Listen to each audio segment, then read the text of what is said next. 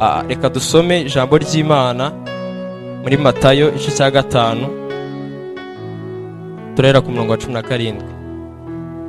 Turakomeza dusubiza ibibazo, ndumva shaka ari bwo bwa nyuma wenda ntabwo twari twabirangije neza ubushize. Agace gatoya twari twasigaje niko dukoraho tugire igisobanuro gihagije maze ubundi Yesu akore mu buzima bwawe. Matayo igice cya 5 umurongo wa 17 haravuga ngo, umutwe w'amategeko uravuga ngo Yesu ntiyazanywe no gukuraho amategeko. Umurongo wa 17 aravuga ngo, mwitekereza ko naje gukuraho amategeko cyangwa ibyahanuwe. Sinaje kubikuraho, ahubwo naje kubisohoza. Kandi ndababwira ukuri yuko ijuru n'isi kugeza aho bizashirira, amategeko atazavaho inyuguti imwe cyangwa agace kayo gato, kugeza aho byose bizarangirira. Nukuzica rimwe muri ayo mategeko, naho ryaba ryoroshye hanyuma y'ayandi, akigisha abandi kugira batyo, mu bwami bwo mu ijuru azitwa mutoya rwose. Ariko uzayakora akayigisha abandi, mu bwami bwo mu ijuru azitwa mukuru. Kandi ndababwira yuko gukiranuka kwanyu nikutarota uko abanditsi, aho niho nshaka ko twumva. Kandi ndababwira yuko gukiranuka kwanyu nikutarota uko abanditsi no uko abafarisayo, mutazinjira mu bwami bwo mu ijuru. Amen, haleluya. Iyi verse niyo tugiye gusobanura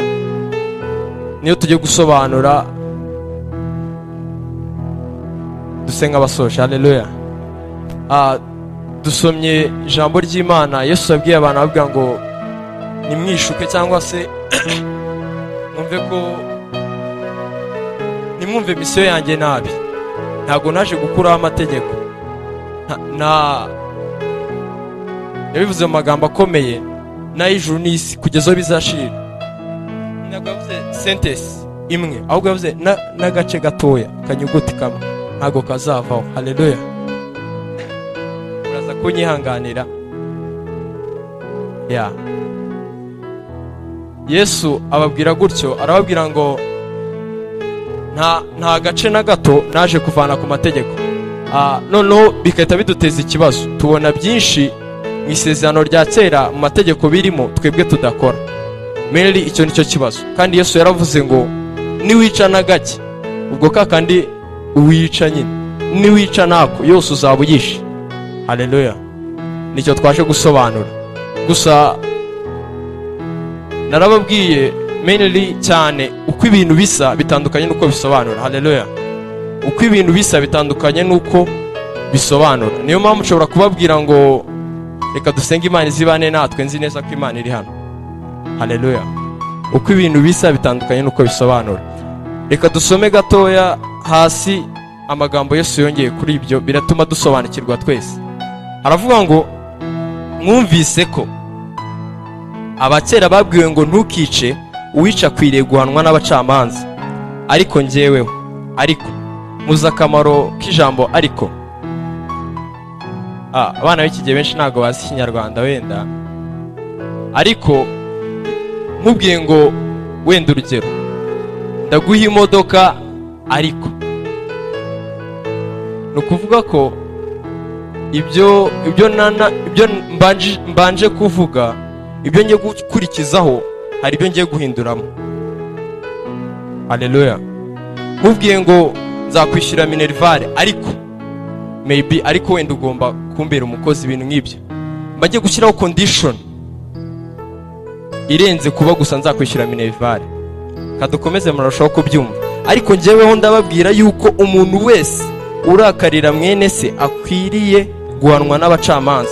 Uzatuka mwene se ati wamupfuye akwiriye guhanirwa mu rukiko. Uzabwira mwene se ati wagicucuwe akwiriye gushyirwa mu muriro w'igehinomu. Kristo already ibintu yavuze babwiwe yari amaze kubihindura. Musome, ntago ndi usome ni byinshi, ndaza kongera nsoma handi hantu hamwe gusa muri ibi bintu Kristo yakomeje kuvuga. Yarababwiye ngo ntago naje kuyahindura, ahubwo naje kuyakomeza. Arababwiye ngo mwumvishe ko ibi nibi ariko ndababwira ibi. Haleluya. Kugira ngo noneho ubyumve neza ko ko yari ari kubihindura cyangwa se yari ari kubiha ubundi bwiza bidafite. Reka dusome ku murongo wa 43. Aravuga ngo mwumvise ko byavuzwe ngo ukunde mugenzi wawe wange umwanzi wawe, ukunde mugenzi wawe wange umwanzi wawe. Ariko njyeweho ndababwirana mukunde abanzi banyu. Itegeko rya mbere avuze ngo mukunde mugenzi wawe mwange bande. Ndagira ngo mubyumve neza, ijambo ry'Imana bari bafite ryarababwira ngo mukunde mugenzi wawe wange nde, wange umwanzi wawe. Ntago ryari ijambo babwiwe n'abakonikoni cyangwa abapfumu, ni ijambo Imana yari yarabahaye ngo barigenderemo. Dukomeze. Yesu aravuga ngo mwumvishe ko byavuzwe ngo ukunde mugenzi wawe wange umwanzi wawe. Ariko njyeweho ndababwirane mukunde abanzi banyu. Abo mwari mwarabwiwe kwanga, ndababwira ngo mukunde abanzi banyu. Ariko sinaje guhindura ibyo bababwiye, naje kubikomeza. Haleluya. Murashobora kugenda mubyumva. Buriya Bible ntago igihisha ikintu. Ikibazo gishobora kuba muri Bible nuko ivuga ibintu ukuri kose, itagica ku ruhande. Haleluya. Dukomeze. Ariko njyewe ndababwira ni mukunde abanzi banyu, musabire ababarenganya, nibwo muzaba abana ba So mu ijuru. Kuko ategeka izuba rye, umva ikintu Yesu yarabinjiyemo, kuko ategeka izuba rye kurasira ababi n'abeza. Yarabavanye mu kubana mu makimbirane y'abantu ngo ukwanga umwangi, ahubwo yaratangiye kubatoza kubaho nk'Imana. Amategeko bari bafite mbere yabatozaga kubaho nk'abantu. Ukunde mugenzi wawe, that's right, umwanzi wawe umwangi. Ariko Jesus arazavuga ngo mwebwe mujya mukunda n'abanzi banyu kugira ngo nibwo muzaba abana ba So mu ijuru. Kuko we nawe avubira imvura ababi n'abeza, izuba rye rivira ababi n'abeza. Haleluya. Niyo mpamvu igihe cyose twavuze amasezerano, nabwiye ikintu cya mbere cyatumye Imana iduha isezerano rishya niki? Nzaba muri bo, ngendere muri bo, nzaba Imana yabo, bazaba ubwoko bwanjye. Kugira ngo dutangire tubeho mu buzima buri unlimited. Haleluya. Reka mbisome kugira ngo byumve neza. Abaheburayo igice cya 7. Abaheburayo igice cya 7 turasoma umurongo wa 12 mu ijambo ry'Imana. Aravuga ngo Abaheburayo igice cya 7 umurongo wa 12. Aravuga ngo nuko rero ubwo ubutambyi bwahindutse, nicyo gituma n'amategeko nayo akwiriye guhinduka. Nuko rero ubwo ubutambyi bwahindutse, nicyo gituma n'amategeko nayo akwiriye guhinduka. Kuko uwavuzweho ibyo ari wo mu wundi muryango utigeze gukomokwaho n'uwakoze umurimo wo ku gicaniro. Haleluya. Nuko rero ubwo ubutambyi bwahindutse, n'amategeko akwiriye guhinduka. Nabigishije ku ma covenant Imana yari yarahaye abantu, ntago mbisubiramo cyane. Kristo aza ku isi, umwe mu mirimo yari gukora ministry yari afite ku isi yari priesthood, ubutambyi. Ariko kubera ko yakoraga nk'Imana, yarabiviolatinze, ntabyo yubashye. Ntago yaje ku mubiri ari umuntu ukwiriye kuba umutambyi. Haleluya. Kristo yagakwiye kuba yaravutse nibura mu muryango w'Abalewi. Ibyo nibyo uno mwanditsi w'igitabo cy'Abaheburayo yari kuvuga. Aravuga ngo ariko Kristo ntago twiye tumubona azari umulewi, ahubwo yaje ari umuyuda, akora umurimo w'ubutambyi. Haleluya. Reka mbabwire, ijambo ry'Imana rivuga ngo yaduhinduye kuba abami n'abatambyi. Ntago uri umulewi, kankwerurire. Ntago iwanyu ari Abalewi, ntago ariho ukomoka. Amaraso yanyu ntagasa nabo muri Isirayeli, uri mwene Kanyarwanda. Ariko Imana yakugize umutambyi n'umwami. Haleluya. Imana yabikoze kugira ngo twe kuba limited, twe tuve mu gukora nk'abantu, ahubwo dutangire gukora nk'uko Imana ishaka ko dukora ku isi. Yesu byabaye ngombwa ko yica ibintu nk'ibyo. Kubera iki? Kugira ngo akore ibyo akwiriye gukora. Haleluya. Byabaye ngombwa ko yica ibintu nk'ibyo kugira ngo akore ibyo akwiriye gukora. Soza ijambo ry'Imana avuga ngo Yesu yabwiye abafarisayo ngo murondora ibyanditswe, mwibwira ko muri byo mufite ubuzima, nyamara nabyo biramamye. Bible, nababwiye ko Bible ushobora kuba ari igitabo cyakugusha, biroroshye cyane. Ahubwo hari abantu usanga asoma Bible kugira ngo akuremo ikintu cyatuma ategera Imana. Wenda asoma ahantu ko hari abantu batazajya mu ijuru, batageneye kujya mu ijuru, atayumva ndimo kabisa, Imana nzayishinja, nta kindi. Abantu baba bakeneye wenda tubone muri Bible Yesu avuga ikintu akivuguruza, akumva ni interesting, ako kantu kararyoshye. Nabasomeye verse, reka nongere ngisome muyumve. Zaburi ya 84 umurongo wa 6 wa 12 haravuga ngo kuko Uwiteka Imana ari izuba n'ingabo ikingira. Kuko Uwiteka Imana ari izuba, humura n'izuba bari kuvuga. Nago nasomye nabi, niko byanditse. Uko ibintu bisa bitandukanye nuko bisobanura. Aho niho dutandukanira n'abandi. Suko Bible tuyisoma tuyicuritse. Haleluya. Ushobora kurondora ibyanditswe wibwira ko muri byo ufitemo ubuzima. Byo Imana yabishyizeho kugira ngo bihamye Kristo. Ariko byabe bibabaje uri kubikoresha ahubwo kugira ngo utegera Kristo. Haleluya. Nago turatangira. Haleluya. Imana yaguhaye ijambo ryayo Bible kugira ngo igufashe mu kwegera Imana. Nagaru kujya kure yayo. Niyo mpamvu ni tubigisha ngo ijambo ry'Imana, tubabwira ko Yesu turi kubigisha muri Bible ari umuntu ubaho, ari umuntu ubaho. Tukakubwira ko ibi ndabikubwiye, akumvisha utabyizera nta kibazo, ntago bigoye. Baza Yesu wawe arakubwira ibisa nk'ibyo nkubwiye. Haleluya. Ntago tubarimita, ntago tubabwira ngo mugende musome muri amajoro musoma. Wumvisha atari byo, genda ubaze Yesu wawe. Haleluya. Aba scientist mushobora kuhurana akaguprovingira uburyo Imana itabaho akoresheje Bible. Haleluya. Mpamvu nusoma Bible ujye uharanira ko wumva ijwi ry'Imana muri yo. Simvuze ko Imana itavugira muri Bible cyane rwose, ni ijambo ry'Imana. Ariko biroroshye, ushaka kugwa uzasome Bible, uyisome nabi uzagwa ndetse kurushaho. Abantu Yesu yarakariraga mu gihe cye ntago ari abapagani, abasambanyi, abajura, abanywi b'inzoga. Abo yarabiyegerezaga ndetse abantu bakabimwangira. Ariko abantu yasereraga nabo cyane ni abantu bize Bibiliya, abantu bagoye Yesu, abantu baciriye ubanza Yesu ngo abambwe. Ntago ari Pilato nawe yabonye abantu bamuzanira umuntu. Ni bande bamuzanye? Abatambyi. Haleluya. Niyo mpamvu Yesu tuvuga ibyo yabibayemo.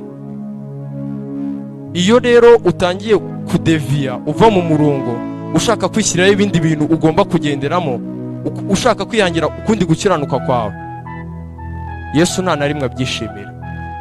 Yesu nta na rimwe abyishimira. Yesu ubutumwa bwiza n'ubu yabwiye abantu ngo mugende mubwire abantu bihane kuko ubwami bwo mu ijuru buri hafi, bubegereye.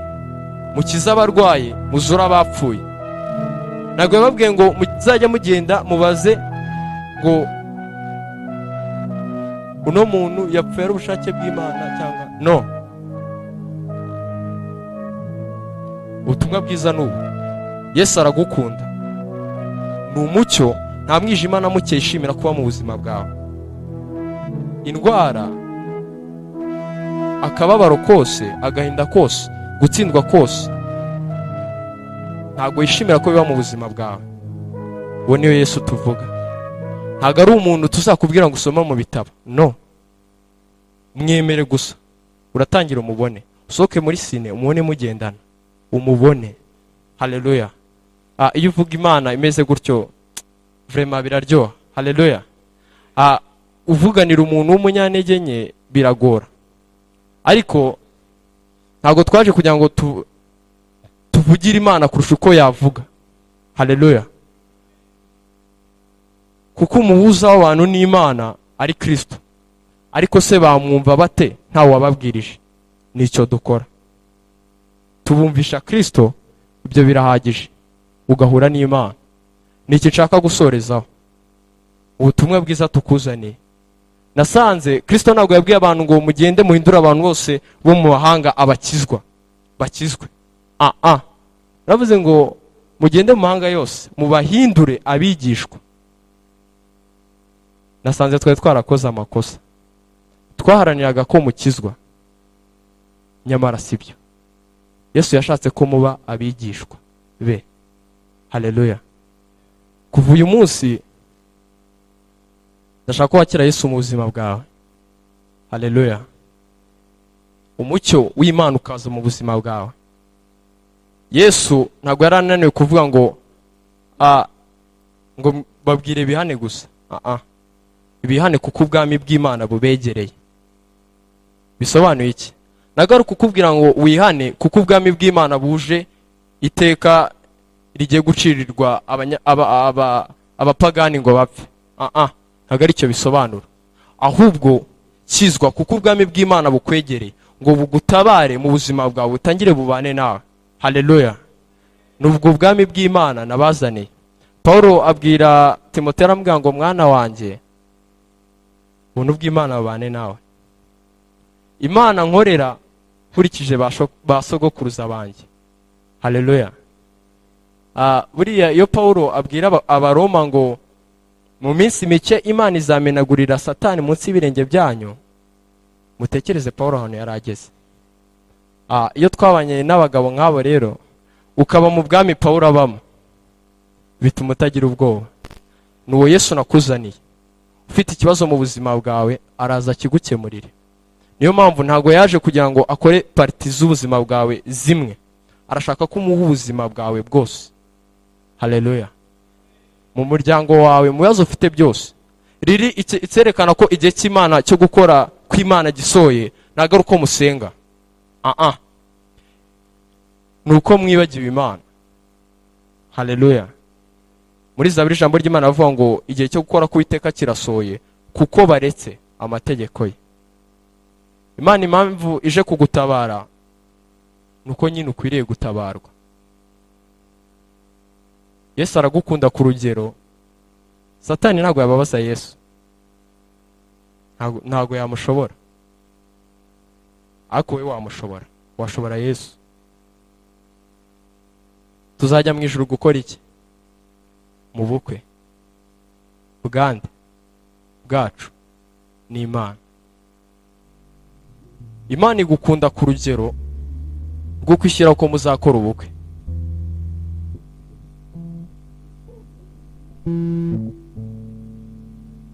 Ushaka kubabaza umugabo utamushobora, genda ufate umugore we umwangize. Niyo mpamvu Yesu ararira. Kubera iki?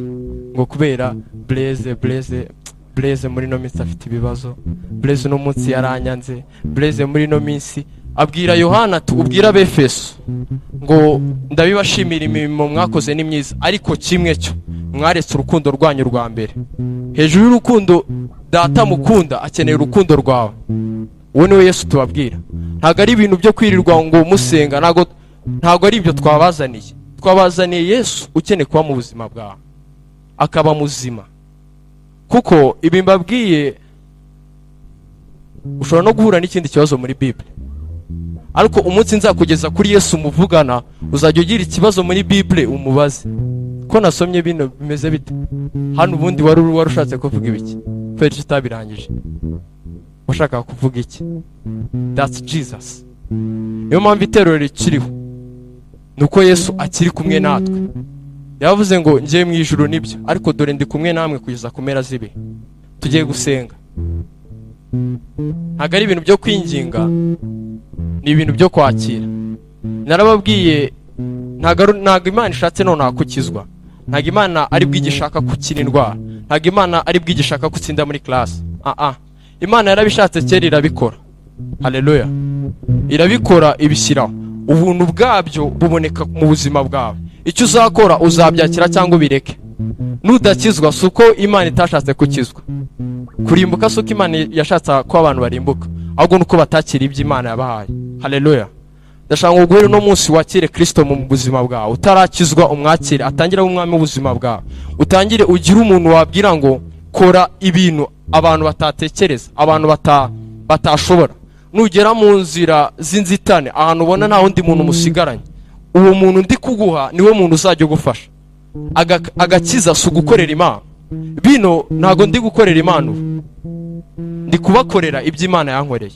Haleluya. That's salvation. Ndi kukwinginga ngo mu buzima bwawe ninjizemo umuntu uzajya ugukorera. Ari kubona ibibazo uhura nabyo akababara. Mwakire uno munsi. Uzajya kubona mu ijuru uhuye na Paulo bamuciye umutwe, ba Petero barabambye bamanitse ibiki byose. Wowe wananiwe nibura kureka akantu kamwe. No way. Haleluya. Ntago je kujudginga ku byo washobora n'ibyo utashobora. Je kukubwira umuntu uzagushoboza muri byose. Haleluya. Icyo ukora gusa mwemerere. Ba kabiri tujye gusengana n'abantu bakiriye Yesu ariko sinzi uko nabivuga. Ntago ariho mu buzima bwabo. Nawe ugereranywa n'Abefeso, ugomba gusubira ku rukundo rwawe rwa mbere. Yesu akeneye ko tumukunda urukundo rutoshye, ruri fresh. Tumukunda kurusha byose akagaragara mu buzima bwacu. Yaravuze ngo umuntu nankunda azitondera ijambo ryanjye. Umuntu niyitondereza ijambo ryanjye nzaza ahari mwiyereke. Ntago yari ari kujokinga. Nabwiye ngo ikibazo namenye wa mugani Bible ifite nuko ivuga ibintu mukuri. Yesu aravuga ngo ndakaza hari ajya duha profe hari ukuntu ajya duha ikibazo akatubwira ngo ahari impamvu kiri kubananira muri kubona cyoroshye cyane mukagira ngo nibeshye. Ni kiriya. Rero natwe ari gihe dusoma Bible, nimba Yesu urugero avuze ngo nzaza aho uri mwiyereke, uko ugatangira kubishyira ahantu kugira ngo gusa ubyihunze. Ati buriya yaravuze ngo, ugatangira kubisobanura ukundi. Yesu umunsi umwe abantu bamubaza ubasha kuvuma umutini ukahita wuma. Arabwira ngo nimwizera muzabwira imisozi yimuke itabwe mu nyanja. Abantu kugira ngo imisozi tutagerageza kwimura imisozi, tatuvuga ngo imisozi ni ibibazo byawe. Yego pe n'ibibazo byawe imisozi. Ako Jesus yarakuvuga imisozi. Haleluya. Ntago wowe Kristo nakuzaniye mu buzima bwawe. Ntago ari ibintu bisaba imyaka n'imyaniko kugira ngo bigereho. Ni ibintu aza mu buzima bwawe automatically akahita akora. Indwara zawe akazikiza, ibibazo ufite akabikemura. Ni kubabwira impamvu Kristo ashaka kuza mu buzima bwawe ni ukutihagije. Biramugaragarira kutihagije. Yesu aragukunda. Iyo ubabaye arababara. Niwe muntu wabasha kumubabaza. Menya ibyo kuva uwo munsi ntago nongeye kugira ubwoba. Hari gihe abantu bagira ngo bahanganye n'Imana, ukora akantu gatoya Imana irakwica tu. Urarwaye mu gitondo ati ngo Imana yabyemeye. Who told you? Ninde wakubeshya atyo?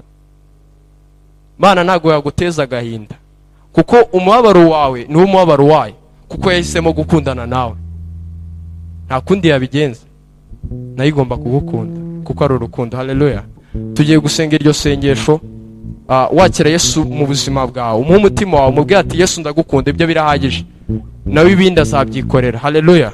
Jesus aravuga ngo ubwanjye nzabyikorera. Agiye gukora ikintu gishya mu buzima bwawe utigeze imenya, kugira ngo ubibone umenye ko ari we ugikoze, kuko ari Yesu. Haleluya. Ikimugira Yesu ntago ari uko yitwa Yesu. Uko ibintu bisa bitandukanye nuko bisobanura. Uvuze mu izina rya Yesu uri kuvuga bari Yesu, wa muntu bavuga muri Bible, cyangwa se ba Yesu ba Yusito, cyangwa se Jesus Navas umukinyi.